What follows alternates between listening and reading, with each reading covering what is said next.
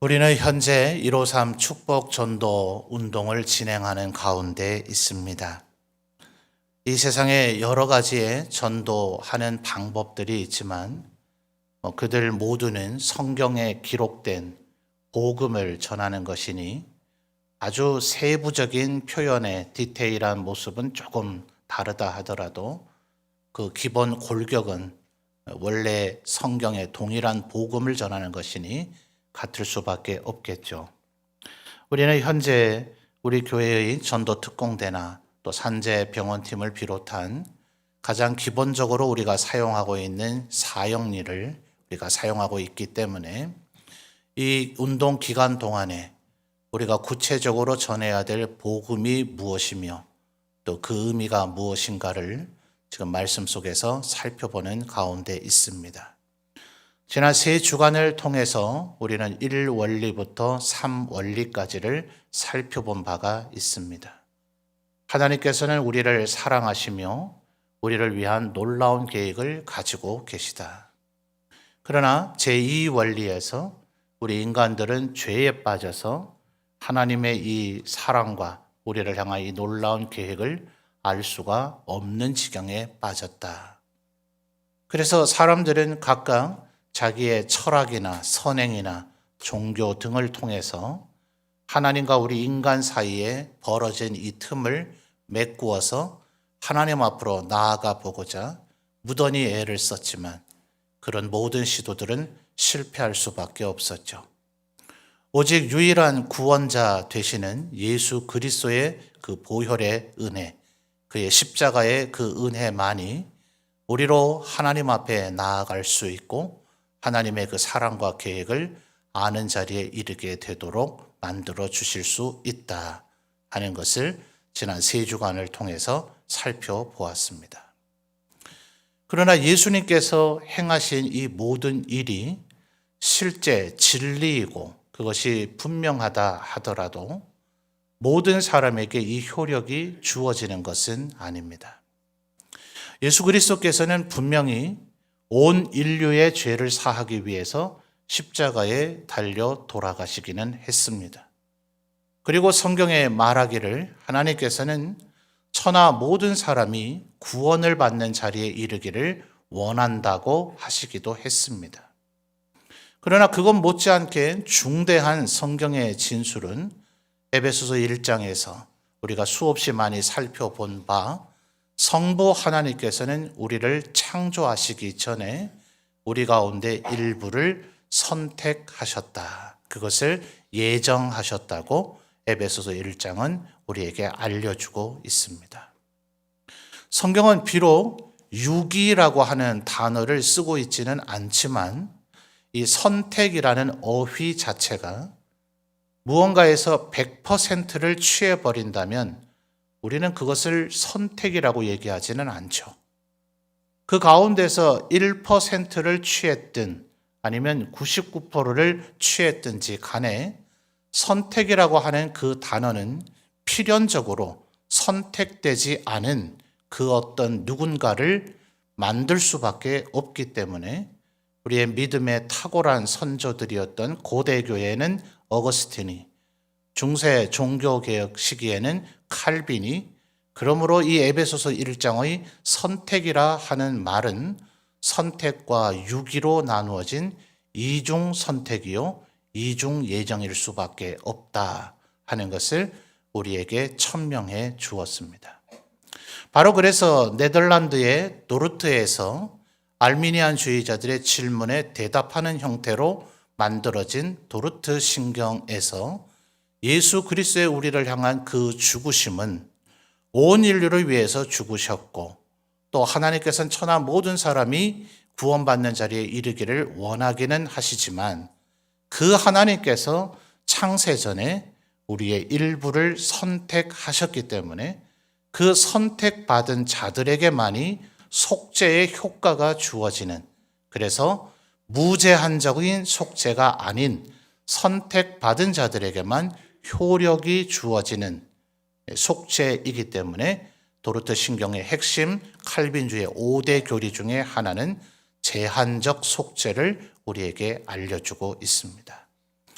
그러니까 하나님께서 우리 가운데 일부를 선택하셨기 때문에 실상은 주님의 그 믿음을 받아들이는 것도 우리의 선택이나 우리의 능력이나 우리의 힘으로 그렇게 된 것이 아니라 그 최초의 원인적 동력이 하나님의 우리를 선택하심으로부터 기인되기 때문에 우리가 예수님을 믿게 된 것 자체가 은혜다 하는 거예요. 그러니 그 예수님의 그 십자가의 보혈의 은혜를 우리가 받아들이고 그것을 내가 믿는 행위를 오늘 설교의 제목이기도 하고 요한복음 1장 12절의 첫 단어로 시작되는 영접이라고 얘기를 하는 것입니다. 자, 여러분 제가 아까 읽어드렸습니다만 요한복음 1장 12절을 여러분이 다시 한번 읽어볼까요? 너무나 중요한 말씀입니다. 읽어주십시오. 시작.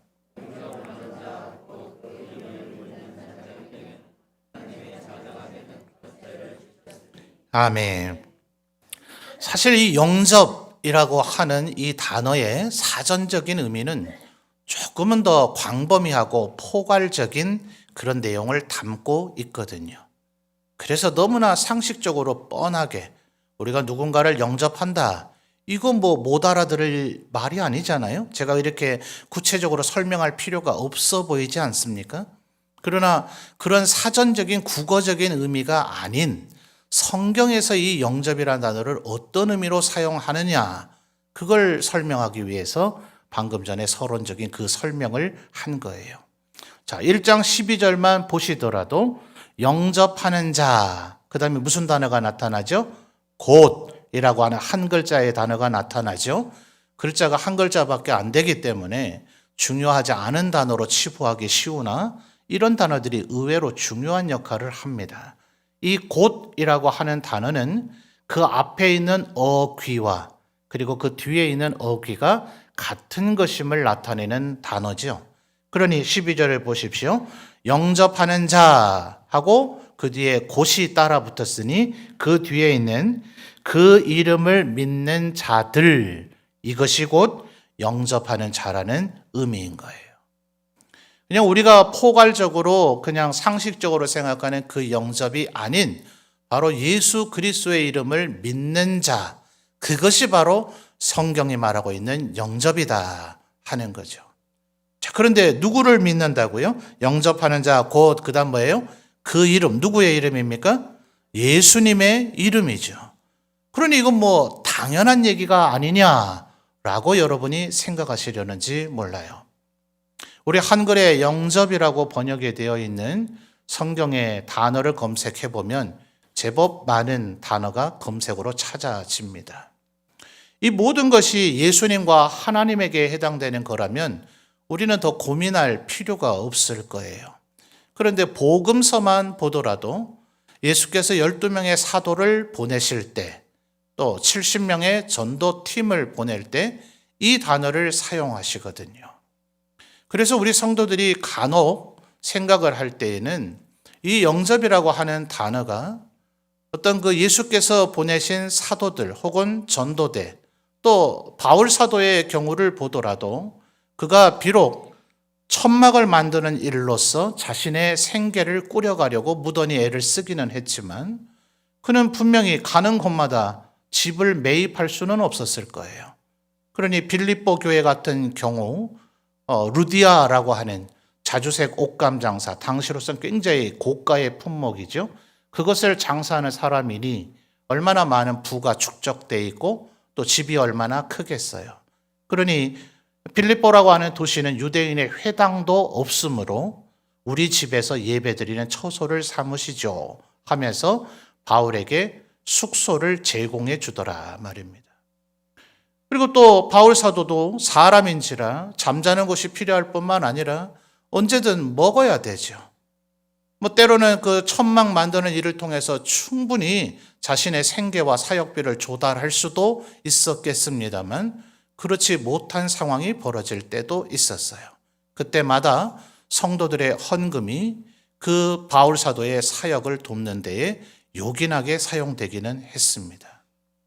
그러다 보니 우리 성도들은 생각할 때 예수님에게야 지금 1장 12절에 영접하는 자 곧 그 이름을 믿는 자들, 이거는 뭐 설명할 필요도 없고 이견의 여지도 없겠습니다만, 그 이후에 나타난 사도들 혹은 전도자들 혹은 그 이후에 현대적으로는 목회자들을 어떻게 하는 것이 영접하는 것인가? 우리는 제가 지금 소개해드린 성경의 이런 몇몇 표현들을 통해서 목회자에게 식사를 대접하거나 뭐 이런 것을 영접이라고 생각하는 경향들이 성도들에게 종종 느껴지게 됩니다. 근데 예수님께서 처음 이 영접이란 단어를 그 사도들이나 전도대를 통해서 사용하실 때 예수님은 분명히 짚으셨어요. 그들이 너희를 영접하거든 그 집에 들어가고, 그들이 너희를 영접하지 않거든 그 집에 들어가지 말고 발에 붙은 먼지까지도 떨어버려라 라고 얘기하실 때에 예수께서 염두에 두신 영접의 핵심은 복음서를 보면 너희들이 전하는 내 말을 믿거든, 그 말을 받아들이거든 이라고 예수님께서는 부연 설명을 하시더라는 거예요. 자, 그러니 예수님에게는 지금 1장 12절에서 예수님의 이름을 믿는 것이라 하겠지만, 이제 예수님께서는 부활하신 후 승천하셔서 하나님 보좌 우편에 계시니 이제 우리에게 보편적으로 사용되어지는 이 영접은 뭡니까? 하나님의 말씀을 듣고 하나님의 말씀을 믿는 것이 바로 영접이라는 것의 가장 핵심적인 의미다 하는 거예요. 자, 12절을 다시 한번 잘 보시면 영접하는 자 곧 그 이름을 믿는 자들에게 뭘 주신다 하셔요? 하나님의 자녀가 되는 권세를 주신다. 여러분, 하나님의 자녀, 하나님은 만왕의 왕이시며 만주의 주님이신 줄 믿습니다. 그러니 하나님께서 만왕의 왕이시라면 그분의 자녀들은 뭐가 돼요? 왕자와 공주가 되죠. 왕자와 공주가 된다면 그들에게는 단순히 호칭만 주어지는 게 아니죠. 왕자가 되어진다면 그에게 권세가 주어지고 부가 주어지고 명예가 주어지고 굉장한 힘이 그에게 주어지게 되도록 되어져 있어요. 그러니 사실은 이 하나님의 자녀가 되는 권세라고 하는 말에는 얼마나 어마어마한 것이 담겨 있는지 모릅니다. 우리가 하나님의 믿는 자가 되었다 하는데 실상은 우리가 과연 하나님을 영접하고 있는가? 바로 이 부분을 고민해 봐야 되는 이유가 바로 여기에 있는 거예요. 우리는 흔히 생각을 할 때 우리의 태신자들에게 복음을 전하면 그들이 예, 좋습니다. 나도 이제 교회 갈게요. 나도 예수 믿을게요. 예, 이것으로부터 영접이 시작되기는 합니다. 그래서 아까 서두에 뭐라 말씀드렸어요? 영접이라고 하는 단어는 꽤 포괄적인 넓은 의미를 갖고 있단 말입니다. 우리는 종종 그냥 교회 출석하기 시작하는 것, 예수 믿겠다고 결심하는 것만을 영접이라고 생각하기 때문에 어쩌면 오랜 세월 예수 믿고 있는 우리들도 진정한 영접을 아직 못하고 있는지도 모르죠. 지금 1장 12절은 분명히 뭐라고 얘기하고 있습니까? 영접하는 자 곧 그 이름을 믿는 자들에게 뭘 주세요? 하나님의 자녀가 되는 권세를 주신다 하셨으니 이것은 흔히 우리가 말하는 예수님을 믿음으로 말미암아 우리가 받기를 원하는 은혜와 축복 그리고 보상과 직접적으로 연결되어져 있는 아주 중요한 표현이다 하는 거예요. 이미 우리가 일원리에 하나님의 우리를 향한 사랑을 살펴볼 때 이미 살펴본 바가 있습니다만 한번 다시 살펴볼까요? 똑같은 요한복음이니까 금방 찾으실 수 있을 거예요. 요한복음 10장 10절을 찾아보겠습니다. 이미 일원리에서 하나님은 우리를 사랑하시며 우리를 향한 놀라운 계획을 가지고 계시다라는 부분을 살펴볼 때에 우리가 설명드렸던 부분이에요. 요한복음 10장 10절 앞에 스크린에도 나옵니다. 다 같이 한번 읽어주십시오. 시작.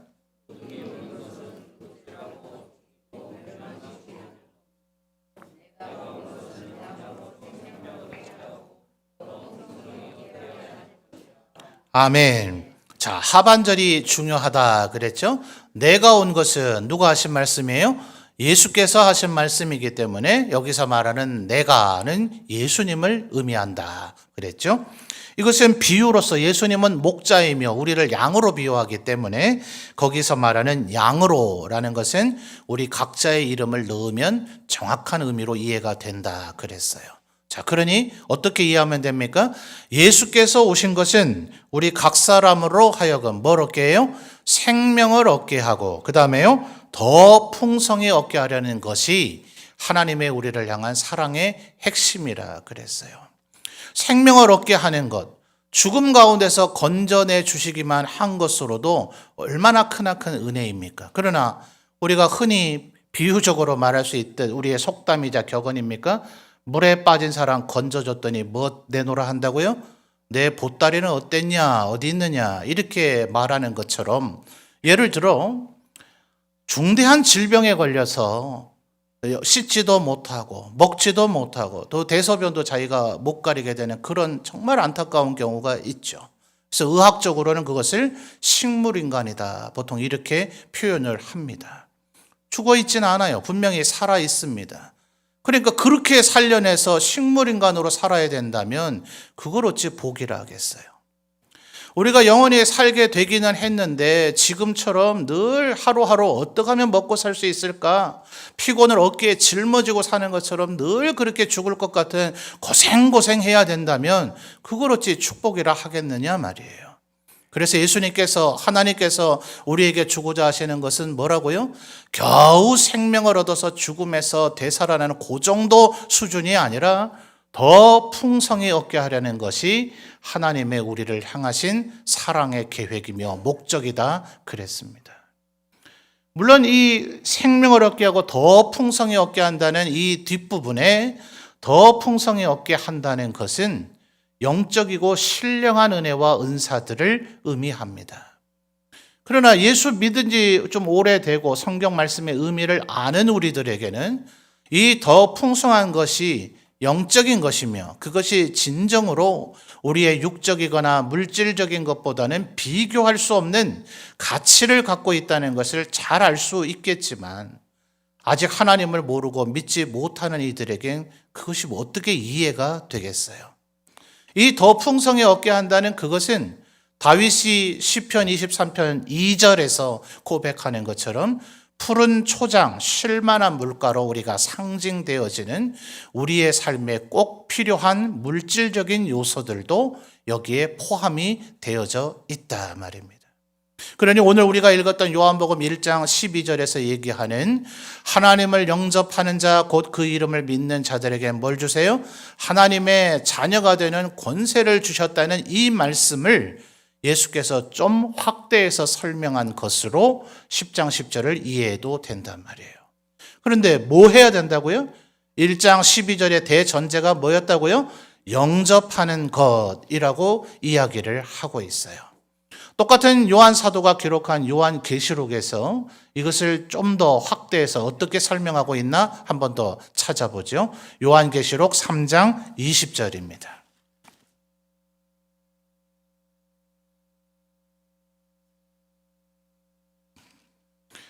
요한계시록 3장 20절 신약성경 402페이지에 있습니다. 앞에 스크린에 벌써 나와 있네요. 자, 스크린을 보시든 성경책을 보시든 요한계시록 3장 20절 한번 읽어주십시오. 시작.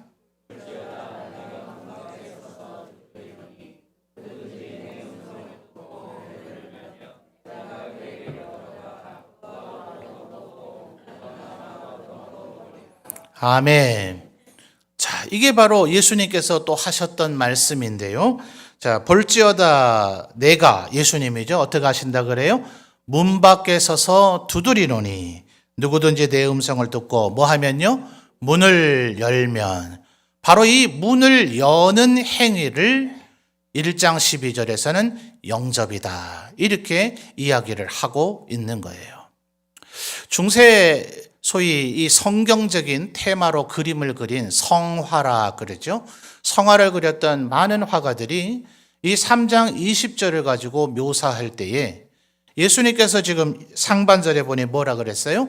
문 밖에 서서 두드리는데 이 문이 좌우로 열고 닫으면 이것을 미닫이 문이라 그러잖아요. 앞뒤로 이렇게 밀거나 당기면 여다지 문이라고 보통 그렇게 얘기를 하죠. 바로 이 여다지 문으로 지금 그림을 그리고 있는데 밖에서 예수님께서 두드리는 부분에는 손잡이가 없어요.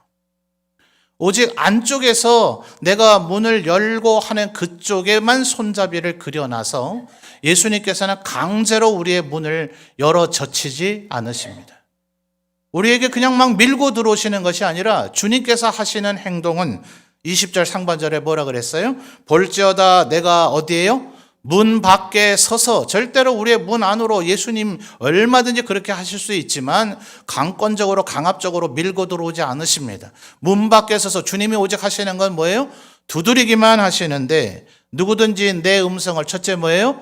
듣고 그 다음에요? 문을 열면 그제서야 주님께서는 우리에게로 들어오셔서 우리와 더불어 먹고 마시는 일이 이루어진다 하는 거예요. 여러분, 예수님과 우리가 함께 밥을 먹게 된다면 그것은 더 이상 나의 식탁이 아니라 주님의 식탁이 됩니다. 주님은 만왕의 왕이시고 하나님의 보좌 오른편에 계시기 때문에 그 식탁에는 우리가 상상할 수 없는 모든 것이 풍족과 풍요로움이 그곳에 깃들여져 있는 거죠. 그러니 지금 요한 사도는 끊임없이 요한복음 1장 12절에서도 요한복음 10장 10절에서도 요한계시록 3장 20절에서도 하나님과 예수 그리스도의 뜻을 우리에게 말해주고 있는데 예수님을 믿고 그 말씀을 받아들이고 그 말씀을 순종하는 이 진정한 영접을 한 자에게는 하나님의 자녀가 되는 권세를 주고 생명을 줄 뿐만 아니라 더 풍성한 것을 주고 그 예수께서 우리 속에 들어오셔서 우리와 더불어 먹고 마시는 은혜와 축복이 있을 것이라고 이야기하고 있는 거예요. 그런데 이 바울 사도는 고린도전서 2장 끝부분과 3장 첫 부분을 통해서 바로 이 부분에 대한 좀 더 세부적인 설명을 하고 있어요. 그것을 바로 사형리에서 네 번째 원리 속에서의 10페이지의 그림으로서 이것을 묘사해 주고 있죠. 아마 사형리 전도지를 한 번이라도 보셨거나 사용해 보신 분은 어떤 그림을 얘기하는지 충분히 상상을 하실 거예요. 두 개의 큰 원이 그려져 있죠. 이 원은 우리의 인생의 삶을 의미합니다. 그 원 한 중앙에는 H, 영어의 H 소문자의 형태로 그려져 있어요. 우리의 마음 하트를 의미하는 단어의 첫 글자이기도 하고 그 H 소문자는 마치 의자의 모양을 하고 있죠. 그래서 왼쪽에 있는 이 동그라미는 그 동그라미 밖에 예수님께서 서 계셔요. 우리의 인생 안에 예수님이 들어오지 않으셨어요. 우리가 영접하지 않았기 때문에. 예수님과 우리가 아무런 상관이 없는 형태가 되어져 있고 그 정중앙의 의자에는 바로 내가 앉아 있어요. 예수님을 아직 모르니 그래서 바울 사도는 고린도전서 2장 끝부분에서 이와 같은 사람을 육에 속한 사람이라고 표현합니다.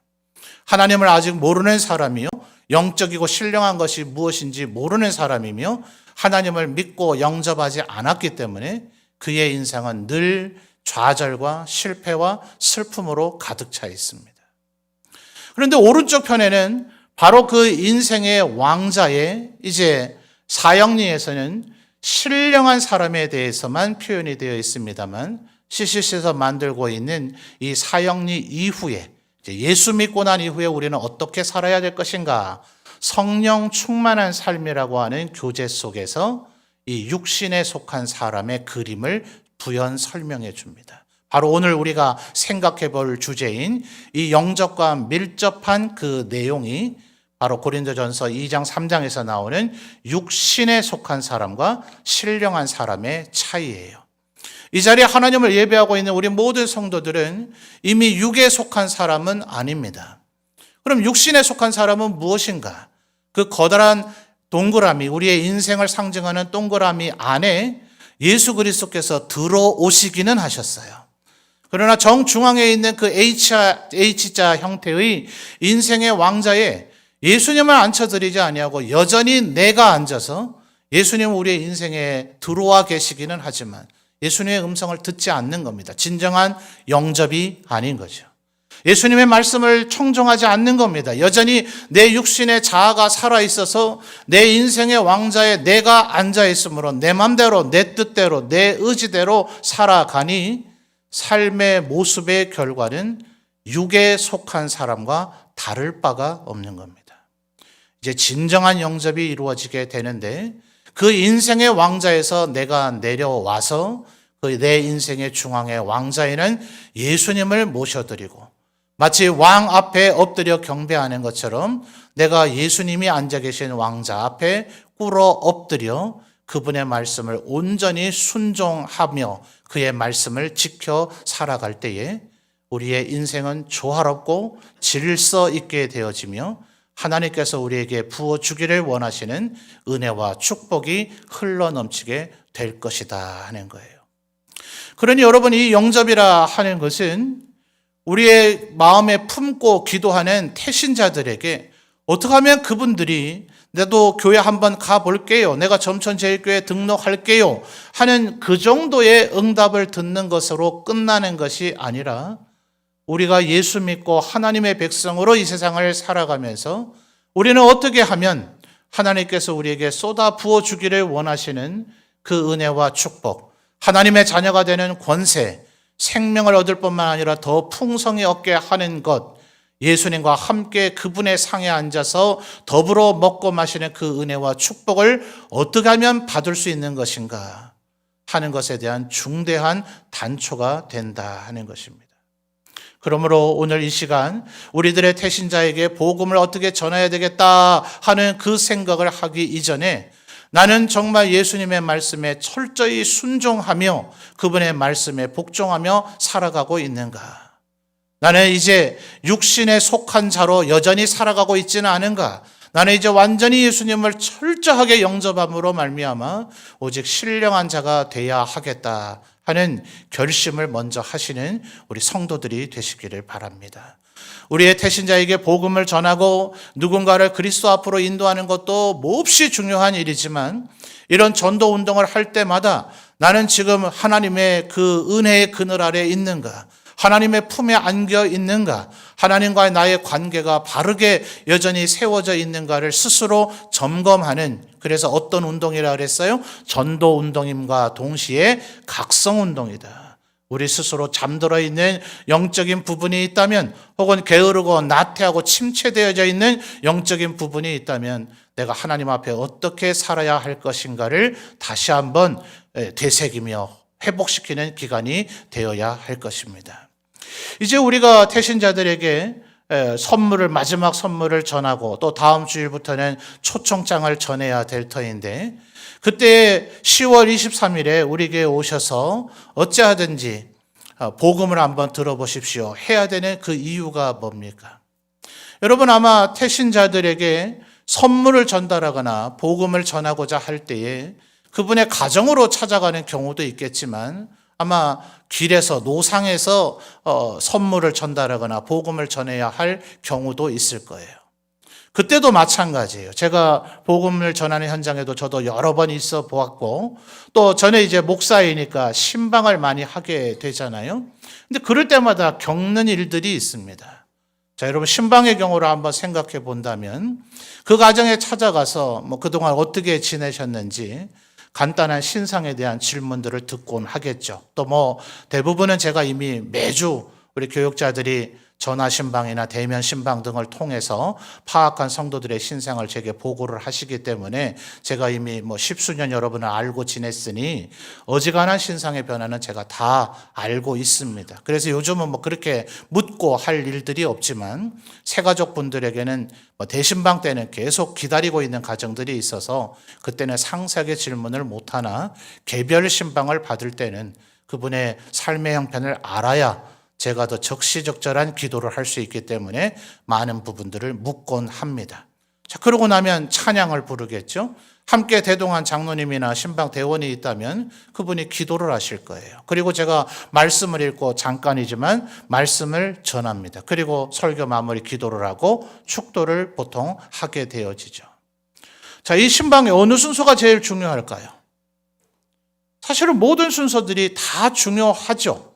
그러나 우리가 비교를 굳이 한다면 그분이 만약 낙심한 가운데 있거나 신방받을 만한 무슨 절박한 이유가 있다면 말씀으로 그분을 격려하고 또 하나님의 약속을 그분에게 다시 한번 상기시켜 드리는 역할을 설교가 하고 있기 때문에 말씀을 전하는 것이 역시나 비교적으로 더 중요하다고 말할 수가 있을 거예요. 근데 참 신기한 것은 말씀을 전하다 보면은 이 설교를 할 때 일종의 클라이막스라는 게 있거든요. 말씀을 이렇게 전개하고 설명을 해서 그분으로 하여금 그 말씀 속에서 결단하고 은혜와 감동을 받도록 설교에 그렇게 내용을 끌어가게 되는데 그럴 때쯤에 왜 전화벨이 울리는 일이 그렇게 잦을까요? 그죠? 평상시에는 뭐 대낮에는 우리 집에 찾아오는 사람이 없다고 하는데 설교와 클라이막스로 들어가면 갑자기 초인종을 울리는 일들이 많아요. 또 간혹 가정에 애완동물을 키우고 있다면 다른 방에 이렇게 잘 애를 가둬놔서 조용히 있다가도 설교의 클라이막스가 되면 갑자기 지저대는 일들을 종종 경험하게 됩니다. 어쩌다 한 번이면 우연히 벌어지는 일이라 하겠지만 이건 전부 대부분 마귀의 역사입니다. 하나님의 말씀을 집중해서 듣지 못하게 하는 그런 요소예요. 그래서 목사와 함께 신방을 동행하는 신방대원들은 그때는 죄송하지만 내가 은혜 받는 날이 아니에요, 사실은. 그 가정에 신방받는 사람이 은혜를 받을 수 있도록 그분이 설교 듣는 데에 방해될 요소가 무엇인가를 살피면서 그것을 방지하는 역할을 이 신방대원들이 사실은 해줘야 되죠. 근데 그런데도 불구하고 그런 일들이 자주 일어나는 것들을 제가 경험하게 되면서 이것은 마귀의 역사다. 그러니 여러분, 목사가 그렇게 되면 내가 어디까지 설교했더라 이렇게 막 설교의 흐름이 끊겨지는 일들도 있어요. 또 내가 얘기하고자 했던 것이 그분이 이미 주의가 흐트러지고 산만해져 버렸기 때문에 훨씬 효과가 반감되어지는 형상들을 종종 보게 될 때도 있습니다. 목사가 가서 예배 인도하는 신방도 이럴진데 여러분들이 노상에서 혹은 가정으로 찾아가서 개별적으로 전도할 때는 무슨 일들이 더 많이 일어나지 않겠어요? 사실 성경에서 나타나 있는 수많은 전도의 현장은 여러분이 지금 개별적으로 하고 있는 그 전도의 현상이 맞습니다. 그런데도 우리는 왜 나를 정해 놓고 이 예배당으로 그 모든 사람들을 인도하는가? 자, 마지막으로 요한복음 1장 39절 말씀을 찾아보죠. 요한복음 1장 39절입니다. 요한복음 1장 39절. 자, 여러분 마지막입니다. 힘껏 읽어주십시오. 시작.